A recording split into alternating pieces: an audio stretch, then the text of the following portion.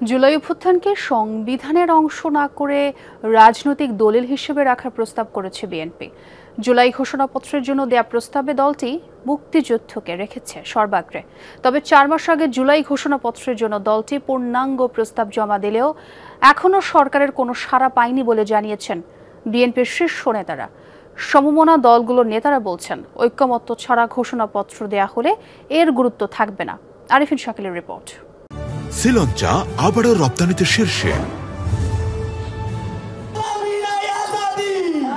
জুলাই ঘোষণাপত্র দেওয়ার মাধ্যমে বর্তমান সংবিধান বাতিলের পক্ষে অভ্যুত্থানে নেতৃত্ব দেয়া ছাত্র নেতারা গত বছরের 31 ডিসেম্বর ঘোষণাপত্র প্রকাশের ঘোষণাও দিয়েছিল তারা। পরে অন্তর্বর্তী সরকার ঘোষণাপত্র জারির দায়িত্ব নিলে খসড়া পাঠানো হয় রাজনৈতিক দলের কাছে। সরকারের সেই 3 পৃষ্ঠার খসড়ায় জুলাই অভ্যুত্থানের প্রেক্ষাপট, সংবিধান, ১/১১ ষড়যন্ত্র, আওয়ামী লীগের 15 বছরের শাসনামল ও স্বাধীনতার কথা তুলে ধরা হয়। পাশাপাশি ছিল নতুন রাষ্ট্র ব্যবস্থার অভিপ্রায়। খসড়া সেই ঘোষণাপত্র পেয়ে সেখানে মুক্তিযুদ্ধকে 1 নম্বরে রাখার প্রস্তাব করে বিএনপি।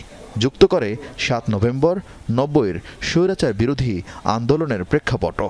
আমরা ঘোষণাপত্রে মহান স্বাধীনতা যুদ্ধের অংশটি প্রথমেই অ্যাড্রেস করেছি, তারপরে 7ই নভেম্বরের জাতীয় বিপ্লব এবং সংহতি দিবসের বিষয়টি এবং 1990 সালের সামরিক স্বৈর শাসন বিরোধী যে ছাত্র গণ অভ্যুত্থান সংগঠিত হয়েছে, 5ই আগস্টের যে ছাত্র গণ অভ্যুত্থান হয়েছে বাংলাদেশে, তাকে আমরা উজ্জ্বলভাবে উপস্থাপন করেছি।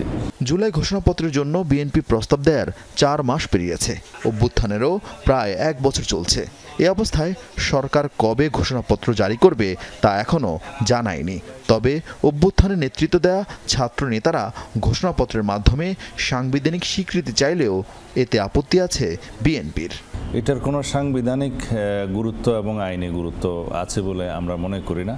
তবে এটা একটা ঐতিহাসিক দলিল, রাজনৈতিক দলিল, রাজনৈতিক ঘোষণাপত্র হিসাবে এটাকে আর্কাইভে রাখা যায়। এটা রাজনীতিতে আবেগের তেমন কোনো গুরুত্ব নেই, এটা রাষ্ট্রীয় ব্যাপার।